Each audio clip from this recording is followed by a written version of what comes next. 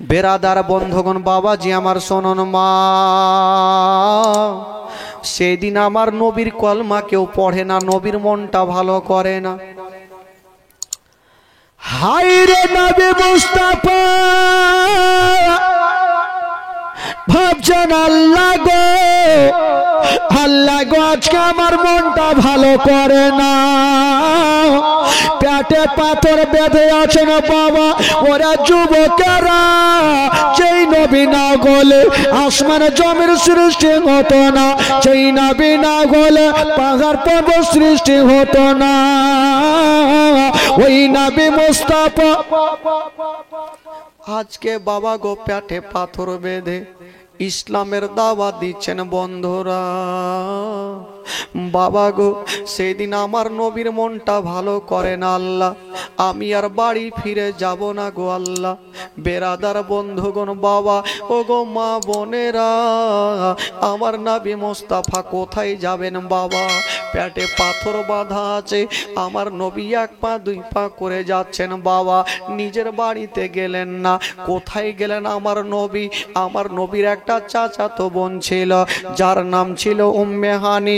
ওই উম্মে হানির গেটে আমার নবী যেন ডাক দিচ্ছেন বাবা। যেমনই উম্মে হানির গেটে ডাক দেওয়া, উম্মে হানির দরওয়াজাটা খুলেছেন বাবা। যেমনই দরওয়াজা খুলেছেন, দেখছেন চাঁদের মতো চেহারা, সূর্যর মতো চেহারা, চাঁদের থেকে সুন্দর, সূর্য থেকে সুন্দর আমার নবী দাঁড়িয়ে আছেন, আর চোখ দিয়ে যেন টস টস টস টস করে পানি ঝরছে। উম্মে হানি বলছেন নবী গো, কি ব্যাপার আজকে আপনি আমার দরওয়াজায় দাঁড়িয়ে কেন আছেন? আপনারা চোখে দিয়ে কেন পানি? আমার নবী বলছেন উম্মে হানি রে, ও বহিন উম্মে হানি রে, আমার মনটা ভালো করে না। যদি পারো তবে একটা রাত তোমার বাড়িতে থাকার জায়গা দাও। উম্মে হানি বলছেন ইয়া রাসূলুল্লাহ, নবী গো আপনাদের নিমন্ত্রণ করে পাওয়া যায় না, আপনি আমার বাড়িতে থাকবেন, ইয়ার থেকে খুশির খবর কি হতে পারে? নবী গো আপনি যতদিন থাকবেন তাতে কোনো বাধা নাই। ওরে যুবকের আরে শুনুন ওই নবীর জীবনী, যেই নবীর কলেমা পড়ে মুসলমান হয়েছো বাবা। এই এই বস, যেই নবীর কলেমা পড়ে মুসলমান হয়েছো বাবা, ওরে যুবকেরা, ওই নবী পাক বলছেন উম্মে হানি তোমার বাড়িতে একটা রাত থাকার জায়গা দাও। উম্মে হানি বলছেন নবী গো আপনি আমার বাড়িতে থাকবেন, ইয়ার থেকে খুশির খবর আমার জন্য কিছু হতে পারে না। বাবা গো উম্মে হানি আমার নবীকে নিয়া যেন বাবা ঘরের মধ্যে চলে গেছে।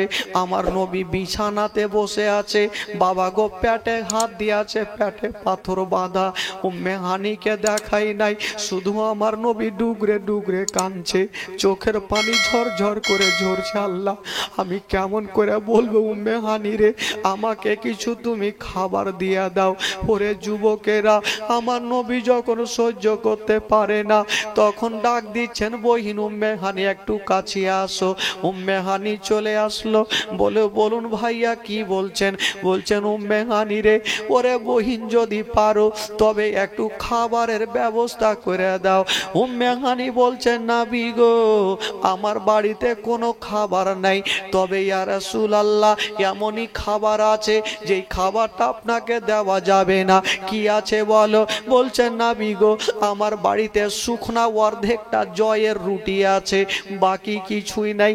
আমার নবী বলছেন উম্মে হানি রে, ওই শুকনা জয়ের রুটি খানা আমাকে এনে দাও, এনে দাও। আমার নবী সহ্য করতে পারে না, পেটে হাত দিয়ে ডাক দিচ্ছে বহিন রে, ওই শুকনা জয় রুটি খানা আমাকে দাও। এনে দিলেন বাবা। ওই নবী মুস্তাফা শুকনা জয়ের রুটি খানা নিয়েছে, আর বলছে উম্মে হানি রে বলো তোমার বাড়িতে কোনো কি তরকারির ব্যবস্থা আছে? বলছেন নবী গো আমার বাড়িতে কোনো তরকারির ব্যবস্থা নাই। বলছেন উম্মে হানি রে বলো তোমার বাড়িতে কি আছে? বলে নবী গো আমার বাড়িতে ওই কি বলে গোটা লবণ আছে, ওই লবণ ছাড়া আমার বাড়িতে কিছুই নাই। বলছেন উম্মে হানি রে গোটা লবণটা এনে দাও। এই এই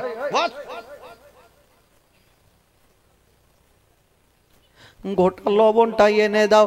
আমার নবীকে গোটা লবণ দিলেন বাবা। যেমনই গোটা লবণ দিয়েছেন আমার নবী বাবা গো বলছেন উম্মে হানি রে তোমার বাড়িতে কি কোনো তেলের ব্যবস্থা আছে?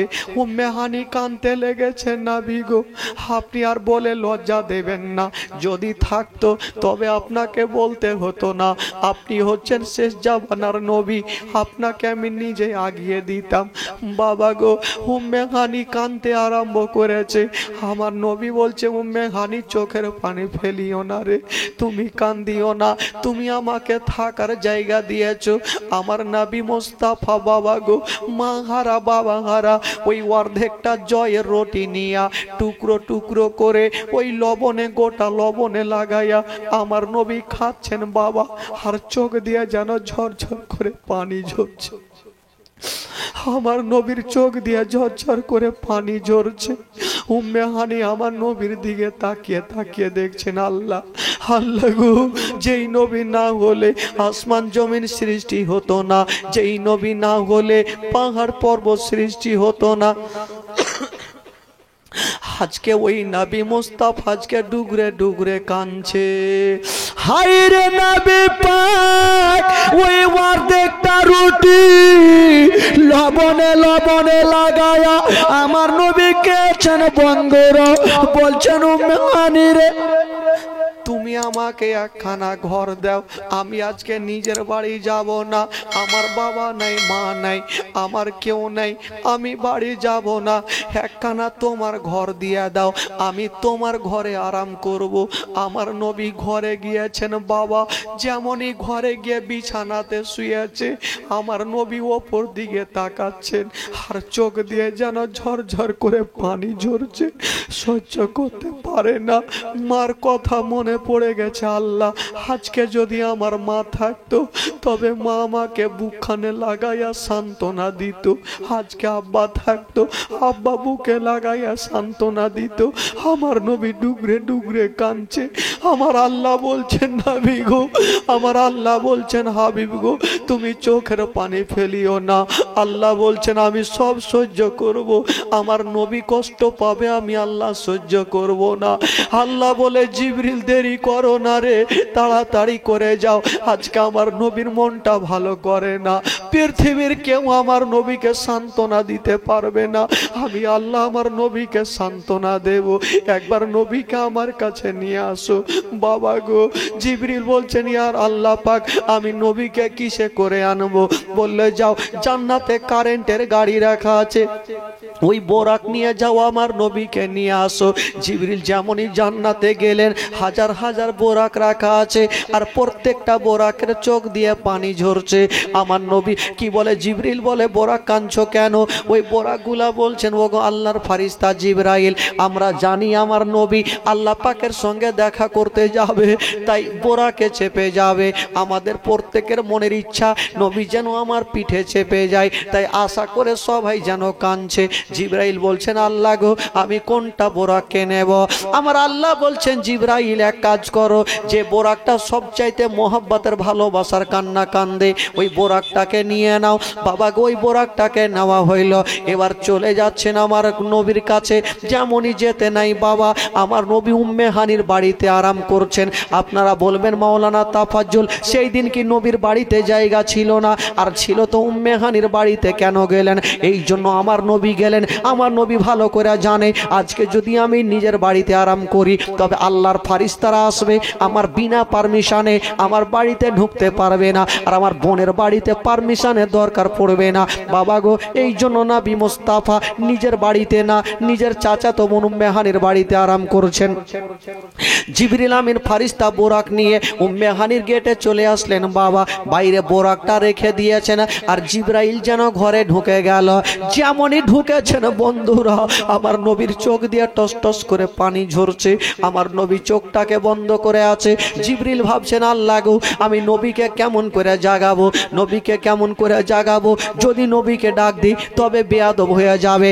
আমার আল্লাহ বলছেন জিবরাইল এক কাজ করো, তোমাকে নবীকে ডাকতে হবে না। তোমার ঠোঁটটা কি দিয়ে বানিয়েছি? বলে কফুর দিয়া। কফুর হলো ঠান্ডা। তুমি এক কাজ করো, তোমার ঠোঁট দিয়া আমার নবীর কদমে চুমা দিয়ে দাও, নবী ঠান্ডা পাবে, তখনই নবীর ঘুমটা ভাঙবে। আল্লাহর ফারিস্তা জিবরাইল আমার নবীর কদমে চুমা দিয়ে একটু সাইডে হয়ে গেলেন। আমার নবী দেখছে কে আছে, কাউকে দেখতে পেলেন না। আবার চুমা দিলেন, বাবা গই করে 3 বার চুমা দিলেন। আমার নবী বলছেন জিবরাইল বলো, তুমি তো একবার চুমা দিয়েছিলে, 3 বার চুমা দিয়ে কি পেয়েছো? জিবরিল বলছেন নবী গো দুনিয়ার চিনিগুলা মিশিয়ে দিয়া যতটা স্বাদ পাই নাই, আপনার কদমে চুমা দিয়া তার থেকে বেশি স্বাদ পেয়েছে, তার থেকে বেশি স্বাদ পেয়েছি। আমার নবী বলে জিবরিল ঠিক আছে বলো, আচ্ছা বলো কেন এসেছো বলো। বলছেন ইয়া রাসূলুল্লাহ ইয়া হাবিবাল্লাহ, নবী গো আল্লাহর হুকুম হয়ে গেছে, আপনাকে নিয়ে যাওয়ার জন্য এসেছি।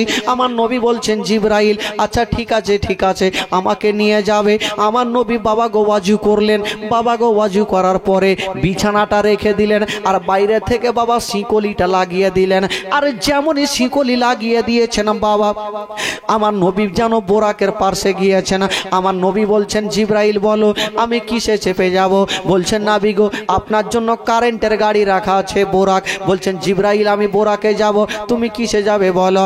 বলছেন নবী গো আমার জন্য কোনো কারেন্টের গাড়ি লাগবে না, আমাকে আল্লাহ পাক 300 খানা পাখা দিয়েছে, একবার হিলিয়ে দিই আমি কারেন্টের মতো পৌঁছে যাব।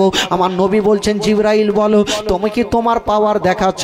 তবে এই নবীর পাওয়ার তুমি জেনে নাও, তোমার মতন 1000 জিবরিলের পাখা যদি একসঙ্গে সেট করে দেওয়া হয় তবু এ মুস্তাফার গাড়ির সমান তোমার গাড়ি চলবে না, আমার গাড়ির সমান তোমার গাড়ি চলবে না। আমার নবী বলছেন জানি ওগো ইয়া রাসূলুল্লাহ ইয়া হাবিবাল্লাহ, নবী গো আপনার সঙ্গে যাওয়ার অনুমতি দেবেন। বাবা গো আমার নবী মুস্তাফা বাবা ওই বোরাকে চেপে যাবেন। বোরাক কতটা গতিবেগে চলতে পারে কেতাবে লিখছেন বাবা ওই বোরাকের চোখের দৃষ্টি বাবা যত দূর পর্যন্ত হয় ওই বোরাকের 1 ধাপ হয়। বলুন কত জোরে চলতে পারে। বাবা গো আমার নবী বোরাকে চাপলেন, সর্বপ্রথম বাইতুল মুকাদ্দাসে গেলেন, 2 রাকাত নামাজ পড়লেন। বাবা গো নামাজ পড়ার পরে আমার নবী সিদরাতুল মুনতাহাতে গেলেন। আমার জিবরাইল বলছেন ইয়া রাসূলুল্লাহ আমি এখান থেকে আগে যেতে পারবো না, আমার এই পর্যন্ত আল্লাহ ক্ষমতা দিয়েছে, আমি যদি যাই আমার 300 খানা পর জ্বলে যাবে। আমার নবী বলছেন জিবরাইল শোনো এটা তোমার জন্য পুরানা রাস্তা হতে পারে, নতুন রাস্তা হতে পারে, কিন্তু আমার জন্য পুরানা রাস্তা। এ মানে বুঝা গেল আমার নবী আল্লাহ পাকের সঙ্গে দেখা করেছেন। বাবা গো শর্টকাটে বলে দিই এই মিরাজের ঘটনা বললে বাবা 3 দিন সময় লাগে। বলছিলাম বাবা গো 3 দিনের জীবনী আপনাকে 10 মিনিট আমি বুঝিয়ে দিই। আমার নবী মুস্তাফা বাবা গো চলে গেলেন রফরফে, আর সে আজামে গেলেন। বাবা গো আমার নবী যেমনই জুতা খুলতে যাবেন আমার নবী আল্লাহ বলছেন নবী গো তোমাকে জুতা খুলতে হবে না, এই জন্য হবে না তোমার আমার আর সে আজামের চাইতে তোমার জুতার দাম বেশি আছে। জোরে বলুন সুবহানাল্লাহ। তুমি জুতা পরে চলে আসো। বাবা গো আমার নবী জুতা পরে গেলেন। বাবা গো আল্লাহ পাকের সঙ্গে কথা বলছেন। কারা বলেছেন? নবী ডাইরেক্ট আল্লাহর সঙ্গে কথা বলেনি, না রে বাবা না, আমার নবী মুস্তাফা ডাইরেক্ট আল্লাহ পাকের সঙ্গে কথা বলেছেন, কোনো পর্দা ছিল না। বাবা গো কত হাজার কথা বলেছেন, কত হাজার কথা বলেছেন বলুন তো ভাই, জোরে বলুন। 90,000 কথা বলেছেন। বাবা গো এবার কথা বলার পরে আমার আল্লাহ নবী পাক চলে আসবেন। বলছেন আল্লাহ গো আমি তো যাব আমার উম্মতিদের সামনে যাব, সাহাবাদের সামনে যাব, জিজ্ঞাসা করবে তারা যখন জিজ্ঞাসা করবে আমাদের জন্য কি নিয়ে আসলেন, আল্লাহ গো আমি কি নিয়ে যাব। আমার আল্লাহ বলছেন নবী গো যাও আমি তোমার উম্মতিদের জন্য 50 ওয়াক্ত নামাজ ফরজ করে দিলাম। কয় ওয়াক্ত নামাজ? জোরে বলুন। 50 ওয়াক্ত নামাজ ফরজ। তো আমার নবী 50 ওয়াক্ত নামাজ নিয়ে চলে আসছেন। তো প্রথম আসমানে মুসা আলাইহিস সালাতু তাসলিমের সঙ্গে দেখা। উনি বলছেন নবী গো আপনার উম্মতের জন্য কি নিয়ে যাচ্ছেন? বলে 50 ওয়াক্ত নামাজ। বলে ভুল করে পড়তে পারবে না, কিছু কমিয়ে নিয়ে আসেন। আমার নবী গেলেন আল্লাহ গো কিছু ওখান থেকে কমা যাবে না? হ্যাঁ যাবে। আমার আল্লাহ পাক ওই 50 থেকে 5 বাদ দিলেন। 50 থেকে 5 বাদ দিলে থাকলো কত? জোরে বলুন। 45।